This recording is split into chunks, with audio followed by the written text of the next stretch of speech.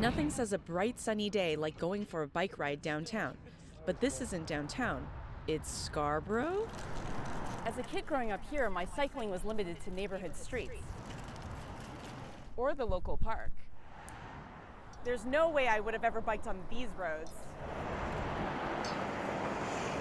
But one local group is trying to change that by bringing bike culture to the burbs. Yeah. This is Scarborough Cycles. It's a bike hub here in Golfdale-Cedarbrae-Woburn, thanks to a partnership between community health group Access Alliance and the city. They lend out bikes, safety first, and fix them up for locals who need a ride. The team takes bikes that are sentenced to landfills, then repairs them for the community, filling a much-needed gap here.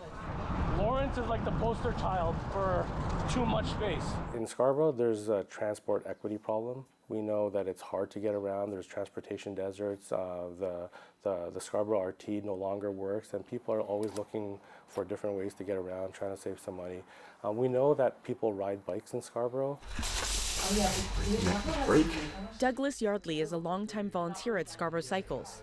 He got rid of his car in 1991 and only uses his bike to get around. Safety here is a big concern for him. On suburban streets, we tend to get higher speeds. We don't have as many bike lanes in Scarborough. It can be dangerous sometimes. We have fewer cyclists. We don't have a full bike network yet. We're working on it. But we generally don't, even though the need is greater, even though there are many households without cars here. Rucktim Metra teaches urban and regional planning. He supports a full bike network in Scarborough.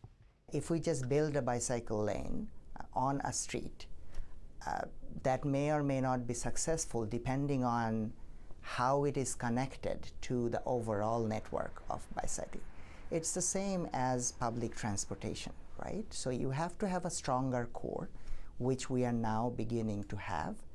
And then from the core, we have to start branching out.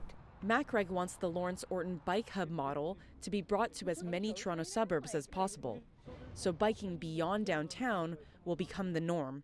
We are the only one. In North York, there's none. In Etobicoke, there's probably none. This model is really important. It really achieves our long-term sustainability goals. It really makes our communities more resilient and stronger.